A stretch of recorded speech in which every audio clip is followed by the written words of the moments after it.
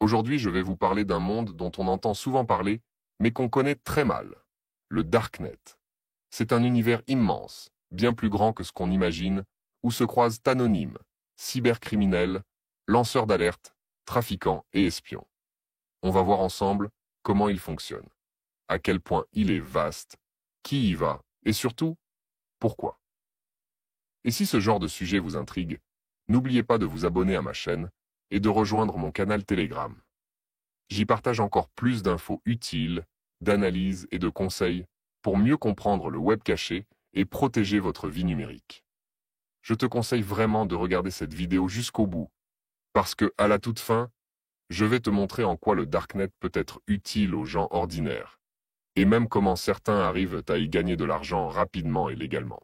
Quand on parle de Darknet, beaucoup imaginent tout de suite un endroit rempli de hackers, de trafiquants et de complots. Mais en réalité, c'est un peu plus subtil que ça. Le Darknet, c'est pas juste un repère de criminels. C'est une partie cachée d'Internet, inaccessible via Google ou Bing, et qui utilise des réseaux chiffrés comme Tor, I2P ou Freenet. Au fait, j'ai fait une vidéo entière sur I2P. Je te conseille d'aller la voir. Moi, j'aime bien comparer ça à une ville la nuit. Il y a les rues bien éclairées qu'on connaît tous. C'est le web classique. Puis, il y a les petites ruelles sombres, sans pancarte, où il faut savoir exactement où aller et comment. C'est ça le Darknet. Le réseau Tor, c'est le plus connu. Il permet d'accéder à des sites en point onion qu'on ne peut pas trouver sans un navigateur spécial. Et c'est pas juste pour faire des trucs illégaux. Il y a aussi des journalistes, des militants des droits humains ou des gens qui vivent sous des régimes autoritaires, des gens qui ont besoin de naviguer anonymement pour survivre. Mais soyons honnêtes, une grosse partie du trafic, surtout en France, est liée à des activités pas très clean. Trafic de données, de drogue, faux papiers, mais aussi fuite de documents sensibles. La NSSI, l'Agence nationale de sécurité des systèmes d'information, a noté une augmentation des usages malveillants du Darknet, avec notamment des bases de données françaises en vente. Et en France, justement, il y a une vraie curiosité autour du Darknet. Selon plusieurs enquêtes récentes, près d'un quart des jeunes, entre 18 et 30 ans, ont déjà entendu parler de Tor ou du web caché, et certains ont même tenté d'y accéder juste pour voir. L'effet zone interdite, ça attire. Alors ouais, le Darknet, c'est pas le diable en personne, mais c'est clairement un espace à double tranchant. Ce qu'il faut, c'est comprendre comment il fonctionne, pour mieux s'en protéger, ou l'utiliser à bon escient. Quand on regarde les chiffres, on comprend vite que le Darknet, c'est pas juste une légende urbaine pour faire peur. En réalité, le Darknet est gigantesque. Selon certaines estimations, il serait plus de 5000 fois plus grand que le web classique qu'on utilise tous les jours. Ça donne un peu le vertige, non? Rien qu'en l'année dernière, le nombre de sites actifs sur le Darknet a explosé de 44%. Et on parle pas de petits blogs, hein, mais de places de marché, de forums de hackers, de bases de données volées, de boutiques illégales bien organisées. C'est presque un écosystème parallèle, et cette économie parallèle, elle brasse beaucoup d'argent. Le marché mondial du Dark Web Intelligence, celui qui vend des infos et outils liés au Darknet, pourrait atteindre près de 3 milliards de dollars d'ici 2032. Ce n'est pas un petit business, c'est une industrie à part entière. En France, il y a une surveillance active de ces réseaux. Les services de renseignement, comme la DGSI, s'intéressent de plus en plus à la cybercriminalité liée au Darknet. On a vu plusieurs affaires éclater, comme l'opération Black Market Reloaded, où des Français étaient impliqués dans le commerce de stupéfiants ou la vente de données bancaires volées. Et puis, il faut aussi parler des crypto-monnaies, parce que 98% des transactions sur le Darknet se font en Bitcoin. C'est pas un hasard. Les cryptos permettent de rester anonymes, ou en tout cas très difficiles à tracer. C'est pour ça que dans beaucoup de cas, quand des entreprises se font pirater, on leur demande une rançon en Bitcoin. Et devine où la transaction était visible en premier? Ouais, dans des forums spécialisés du Darknet. Donc si tu pensais que tout ça c'était loin de toi, détrompe-toi. Ce monde grandit, évolue, s'organise. Et plus il grandit, plus il devient difficile à contrôler. Ce qui m'a vraiment surpris quand j'ai creusé le sujet, c'est combien de gens utilisent le Darknet chaque jour.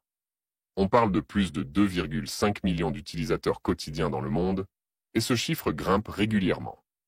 C'est pas un petit club de hackers dans un sous-sol, c'est une population mondiale, organisée et active.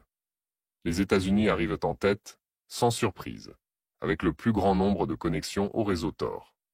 Juste derrière, on retrouve l'Allemagne, la France, le Royaume-Uni et la Russie. En France, on estime qu'il y a entre 70 000 et 100 000 utilisateurs réguliers du Darknet. Et ça, c'est sans compter ceux qui s'y connectent ponctuellement, par curiosité. Ce qui est intéressant aussi, c'est le profil de ces utilisateurs. En France, selon un sondage mené, 28% des jeunes de 18 à 30 ans déclarent avoir entendu parler du Darknet, et près de 10% disent l'avoir exploré au moins une fois. Les raisons ? Curiosité, recherche d'anonymat, mais aussi accès à des contenus censurés ou alternatifs. Il y a aussi une vraie différence selon les pays. Dans les pays occidentaux, l'accès au Darknet est souvent motivé par la volonté d'échapper à la surveillance numérique ou de protéger ses données personnelles. Dans les régimes plus autoritaires, comme en Iran, en Chine ou au Myanmar, c'est un moyen de contourner la censure, d'accéder à des informations interdites, ou de communiquer sans se faire repérer. Et puis il y a aussi l'aspect communautaire. Beaucoup de forums dans le Darknet sont structurés par langue ou par thème. Il existe par exemple des forums 100% francophones, avec des discussions sur tout, du piratage à la sécurité numérique, en passant par l'activisme, la politique ou les fuites d'infos sensibles. Autre fait marquant. Depuis la guerre en Ukraine, on observe une augmentation importante des échanges en russe et en ukrainien sur le Darknet, notamment autour de cyberattaques et de propagande. Bref, le Darknet, c'est pas juste un truc de pirate. C'est un miroir d'Internet, où on retrouve toutes les nationalités, toutes les causes, tous les usages, du plus noble au plus glauque. Et surtout, c'est beaucoup plus proche de nous qu'on le croit. Quand on pense au Darknet, c'est souvent le premier truc qui vient en tête. La drogue. Et ouais, c'est pas une légende. Le trafic de drogue, c'est l'activité illégale numéro 1 sur les marketplaces du Darknet. Des sites comme Alphabay, Silk Road ou plus récemment Dark Fox Market ont permis à des milliers de vendeurs anonymes de proposer tout ce que tu peux imaginer. Cannabis, cocaïne, ecstasy, LSD, méthamphétamine, même des kits pour cultiver chez soi. La France n'est pas épargnée. Des enquêtes de l'OFAST, Office anti-stupéfiants, ont montré que plus de 15% des ventes identifiées en Europe provenaient de vendeurs francophones. Les paiements se font en crypto, l'envoi par la poste, souvent cachés dans des emballages discrets, et les plateformes fonctionnent comme des sites de e-commerce avec des notes et des avis clients. Ce business représenterait plus d'1 milliard d'euros par an dans le monde, juste sur les drogues. Ensuite, t'as le royaume des hackers.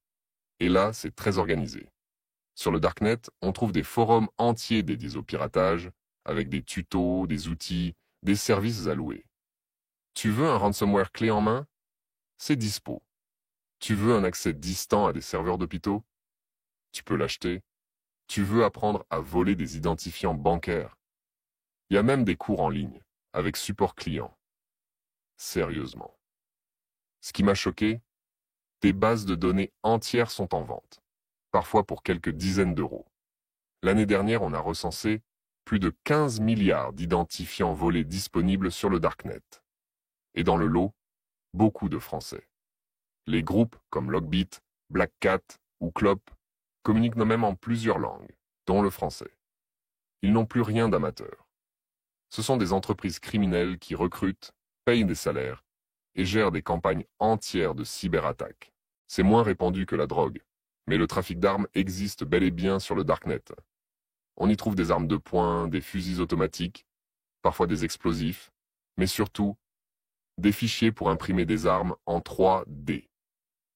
Là où ça devient inquiétant, c'est que les autorités européennes, dont Europol, ont récemment alerté sur une hausse des ventes d'armes à feu depuis la pandémie, avec une partie passant par des forums cryptés ou des plateformes .onion. En France, certaines armes saisies avaient été achetées via le Darknet. Pas en masse, mais Assez pour inquiéter les services de renseignement. C'est le sujet le plus glauque. Mais il faut en parler. La traite des êtres humains, y compris l'exploitation sexuelle, existe aussi sur certaines couches du Darknet. Heureusement, c'est pas accessible facilement. Ces réseaux utilisent des couches de chiffrement supplémentaires, des systèmes d'invitation fermés, et changent d'adresse très souvent. Des rapports d'Interpol ont confirmé l'existence de réseaux exploitant des femmes, parfois mineures, à des fins sexuelles ou de travail forcé, notamment dans l'Est de l'Europe ou en Afrique, avec des relais dans des pays occidentaux. Le plus triste, les victimes sont souvent invisibles, et leur libération dépend parfois de simples signalements, ou du travail de cybermilitants qui infiltrent ces réseaux. Dernier pilier, la fraude et le vol d'argent. Ici, on parle de cartes bancaires clonées, de comptes PayPal piratés, de faux papiers, de faux RIB, de services pour blanchir des bitcoins volés. Sur certaines marketplaces, on peut acheter une carte Visa préchargée avec 5000 € pour moins de 200 €. Bien sûr, elle est volée. Les criminels vont jusqu'à proposer des services de Money Mule, des gens qui blanchissent de l'argent à ta place, en échange d'un pourcentage. Et le plus vicieux, les arnaques ciblant les particuliers, comme les scams sextorsion ou les faux investissements crypto, naissent souvent sur le Darknet, avant d'arriver sur Telegram ou Instagram. En France, la CNIL a recensé une hausse de 37% des fraudes aux données personnelles, dont une part importante est liée aux fuites qui finissent ensuite. Devine où? Exactement. On va pas tourner autour du pot. Tes données personnelles ont probablement déjà fuité quelque part. Et très souvent, devine où elles se retrouvent? Sur le Darknet. Plus de 15 milliards de comptes compromis, identifiant plus mots de passe, ont été repérés dans des bases de données mises en vente ou partagées sur des forums du Dark Web. C'est énorme. Et le pire, c'est que beaucoup de gens ne s'en rendent même pas compte. T'as une vieille adresse Gmail avec le même mot de passe que ton compte PayPal? Tu peux être une cible facile. Les hackers utilisent des outils automatisés appelés Credential Stuffers, qui testent ces identifiants sur des centaines de sites en quelques minutes. Résultat, accès à ton compte, Amazon, Uber, Netflix, voire ton espace bancaire, si tu utilises les mêmes identifiants. Et c'est pas fini. Sur certains forums.onion, on trouve des sections entières dédiées à l'achat de bases de données, classées par pays, secteur, santé, éducation, finance, ou même par entreprise. En France, plusieurs fuites notables ont touché des mutuelles, des écoles privées et même des municipalités. Les infos vendues? Nom, adresse, téléphone, numéro de sécurité sociale, parfois RIB ou carte d'identité scannée. Prix moyen d'une fiche complète, entre 10 et 40 €. Mais ce qui me fait le plus flipper, c'est l'évolution du phishing. Les cybercriminels ne se contentent plus d'envoyer des mails bidons. Ils créent des copies parfaites de sites officiels. Ils achètent des pubs sponsorisés pour apparaître en haut de Google, et ils utilisent tes propres infos récupérées via le Darknet pour te piéger. Tu reçois un SMS avec ton vrai nom, la vraie banque, un lien qui ressemble au site officiel, et hop, t'as cliqué, t'as perdu. Un autre truc très grave, c'est les cyberattaques sur les hôpitaux. Rien qu'en France, plus de 40 établissements de santé ont été ciblés entre 2021 et 2023. Et dans beaucoup de cas, les données des patients, diagnostics, traitements, adresses, mutuelles, ont été volées, puis revendues sur le Darknet. Imagine les conséquences. Arnaques à l'assurance, usurpation d'identité, ou pire encore. La réponse n'est pas magique, mais elle existe. Ne jamais réutiliser les mêmes mots de passe et utiliser un gestionnaire. Activer la double authentification partout où c'est possible. Vérifier régulièrement si tes données ont fuité avec des outils comme Have I Been Pwned. Et surtout, restez vigilant face aux mails, SMS ou appels suspects. Parce que maintenant, les attaques sont de plus en plus ciblées. Et elles commencent souvent là où on s'y attend le moins, sur un fichier .zip ou un message WhatsApp innocent. Bon, après tout ce qu'on vient de voir, t'as peut-être l'impression que c'est foutu, que le Darknet, c'est un monde parallèle incontrôlable. Mais en réalité, il existe des moyens de défense. Et je vais t'en parler maintenant, sans bullshit. Aujourd'hui, de plus en plus d'entreprises françaises, et européennes en général, ont intégré la veille du Dark Web dans leur stratégie de cybersécurité. Elles utilisent des outils spécialisés, comme Dark Web Monitoring, pour repérer quand leurs données ou celles de leurs clients se retrouvent en vente. Threat Intelligence, pour anticiper les attaques en observant les forums de hackers. Certaines plateformes comme Constella, CyberAngel ou Darktrace offrent ce genre de service, parfois en temps réel. Ça permet de détecter une fuite de mots de passe avant même que le hacker ne l'utilise. Et tu sais quoi? Même des PME en France commencent à investir là-dedans, parce qu'elles ont pigé que la menace est réelle, même quand t'as que 15 employés. Mais les outils, ça suffit pas. Il faut aussi former les employés. Parce que 80% des fuites viennent d'erreurs humaines. Un clic sur un mail piégé, une clé USB infectée ou un mot de passe trop simple.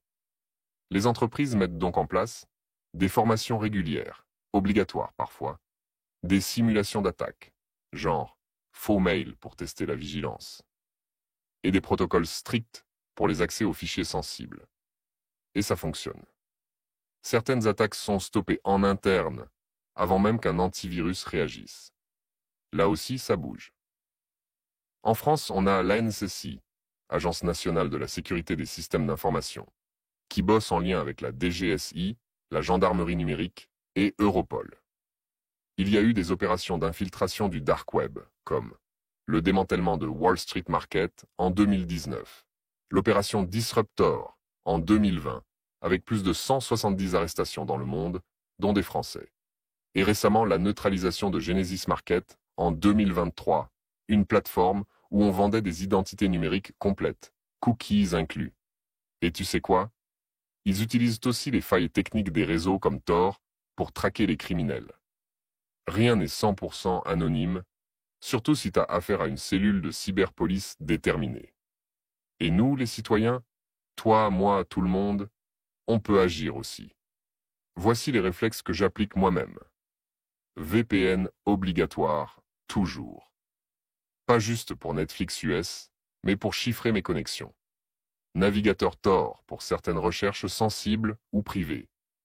Extension de blocage de scripts, genre NoScript, uBlock Origin. Boîte mail jetable pour les inscriptions foireuses. Et surtout, je ne fais jamais confiance par défaut. Ce n'est pas de la parano, c'est du bon sens numérique. Alors ouais, le Darknet est là. Il grandit, il mute, il inquiète. Mais il n'est pas invincible. Et si t'es bien informé, bien protégé et un minimum vigilant, tu peux déjà faire partie des gens qu'on n'arnaquera pas demain. Et si je te disais que le Darknet, c'est pas que du sale. On en parle souvent comme d'un repère de criminels. Mais il faut savoir un truc. Le Darknet, c'est aussi un outil, un vrai. Et comme tout outil, ça dépend de comment tu l'utilises. Moi, je vais te donner 3 exemples concrets de trucs utiles et 100% légaux que des gens ordinaires y font déjà. La protection de la vie privée. T'es journaliste? Militant? Juste quelqu'un qui en a marre d'être tracé partout? Le Darknet te permet d'accéder à des plateformes où tu peux t'exprimer librement, sans pub, sans surveillance, sans cookies de partout. Des ONG, des médias indépendants, même le New York Times ou la BBC, ont leur site en version Point Onion, pour permettre à ceux qui vivent dans des pays censurés d'avoir accès à l'info. C'est pas illégal, c'est vital. La diffusion de savoirs interdits. Il y a aussi tout un pan du Darknet qui héberge des bibliothèques numériques avec des millions de livres, d'articles scientifiques, des cours, des thèses. C'est une sorte de zone libre du savoir, pour ceux qui n'ont pas les moyens de se payer des abonnements à 300 € ou l'accès à des bases universitaires. Là encore, tout dépend de ce que tu fais avec. Lire, apprendre, se former. Totalement légal. Gagner de l'argent légalement. Et ouais, ça peut surprendre. Mais il y a aussi des moyens de gagner de l'argent sur le Darknet sans rien faire d'illégal. Par exemple, certains proposent des services anonymes, design, rédaction, traduction, dev, etc. Et ils sont payés en crypto, monnaie totalement légale en France si elle est déclarée. D'autres créent des petites boutiques de produits numériques, e-books, outils, tutos, sur des marketplaces alternatives. Il y a même des gens qui utilisent des plateformes décentralisées pour vendre leur musique ou leurs œuvres sans intermédiaire. avec une meilleure rémunération que sur Spotify. Bref, si tu as des compétences, si tu veux garder ton anonymat, si tu veux explorer un autre marché, le Darknet peut te servir d'opportunité. C'est un peu le marché noir du savoir-faire, mais pas forcément illégal. Alors ouais, c'est pas pour tout le monde. Mais si t'es curieux, malin et droit dans tes pompes, tu peux clairement y trouver un terrain d'expression ou même une source de revenus. Bon, on a vu pas mal de choses. Le Darknet, c'est pas juste une légende urbaine ou un délire de geek. C'est un univers parallèle du web, gigantesque, mouvant, rempli de dangers, mais aussi de vérités qu'on n'a pas toujours envie de voir. Et ce que je retiens, c'est ça. Plus tu sais comment ça fonctionne, plus tu es libre. Moins tu t'informes, plus tu es vulnérable. Alors maintenant, t'as deux choix. Soit tu oublies tout ça dès que la vidéo se termine, soit tu commences à regarder Internet autrement. Si t'as appris un truc aujourd'hui, pense à t'abonner à cette chaîne et surtout à rejoindre mon canal Telegram. J'y poste des infos exclusives, des tutos, et je décrypte l'actu du web caché et de la cybersécurité sans langue de bois. Parce que si toi tu t'y intéresses pas, eux, ils continueront.